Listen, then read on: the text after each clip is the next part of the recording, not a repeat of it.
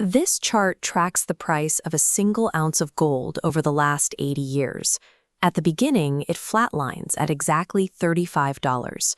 Today, in 2026, that same ounce is trading at over $5,000.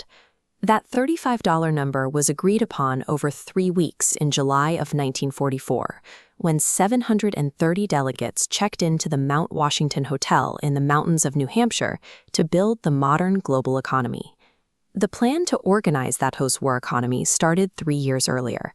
Franklin Roosevelt and Winston Churchill met secretly off the coast of Newfoundland to sign the Atlantic Charter, outlining a theoretical vision for global free trade. By the summer of 1944, Allied forces were pushing across Europe and the Pacific. The war was turning, which meant Allied finance ministers had to sit down and translate Churchill and Roosevelt's ideals into hard mathematical reality. They built a global financial structure with the United States dollar sitting at the absolute center. They designed this strict hierarchy because they were terrified of repeating the catastrophic economic mistakes that followed the previous World War. After World War I, the victorious nations demanded crushing reparations from Germany while doing nothing to stabilize currency markets.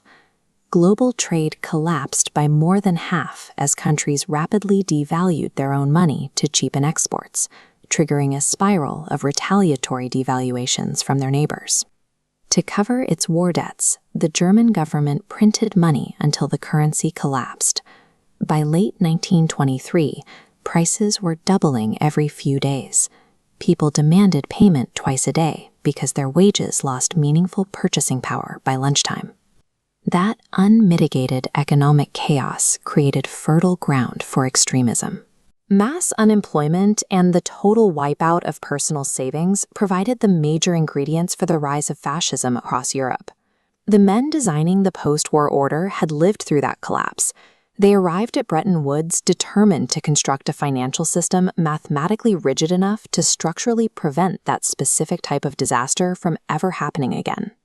Despite 44 nations sending delegates to the conference, the actual agreement was a brutal fight between two men.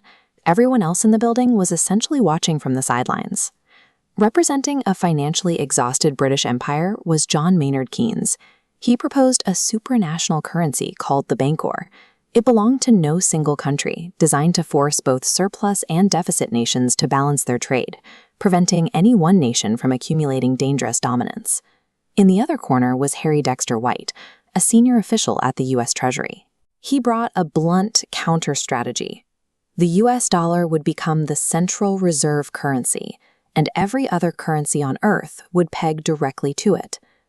White easily won the argument. The United States held roughly 2/3 of the world's official gold reserves. When you hold all the physical collateral in the room, elegant compromises are irrelevant.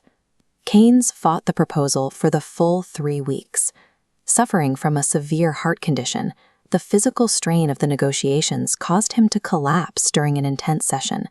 He died less than 2 years later, while White secured total supremacy for the dollar. Decades later, declassified intelligence documents suggested White spent the 1930s and 40s passing sensitive information to Soviet intelligence. The architect of America's capitalist empire spent his final years under intense suspicion of working for the exact system the dollar was used to contain. Regardless of his allegiances, White's system held together. The new architecture required the United States to make an ironclad promise.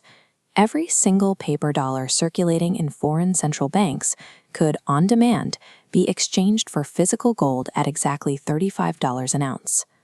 In 1960, Robert Triffin identified a paradox built into the system's architecture, a mathematical contradiction that would eventually force a choice between global trade and American stability.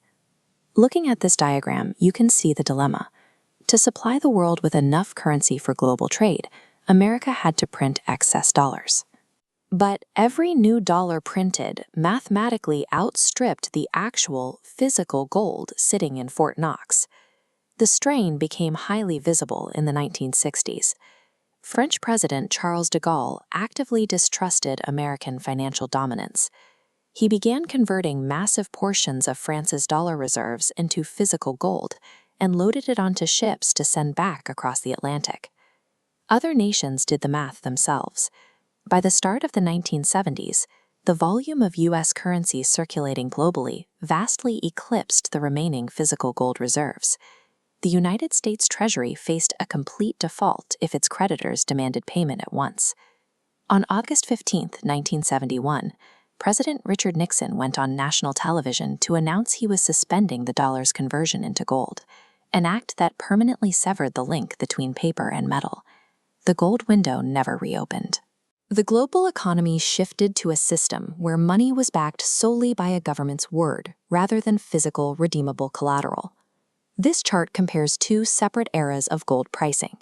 The steady climb from 1980 to its next major peak took roughly 32 years. Now look at 2025 and 2026.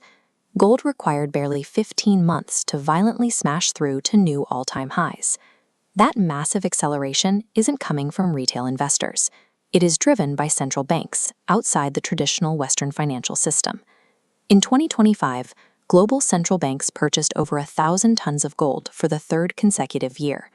The expanded BRICS coalition now controls close to a fifth of all official gold reserves. In late 2025, they launched the unit, a settlement currency partially backed by gold, built strictly to let member nations trade without ever touching the US dollar. As these nations stockpile gold, the dollar's share of global foreign exchange reserves has steadily dropped, hitting its lowest level since 1994. Central banks are doing exactly what France did in the 1960s.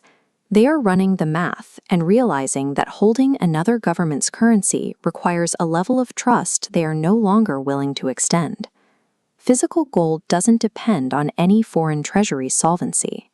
The fracturing of the dollar empire today is the inevitable mathematical breaking point built into the system on day one by two exhausted men arguing over a single number in a New Hampshire hotel room.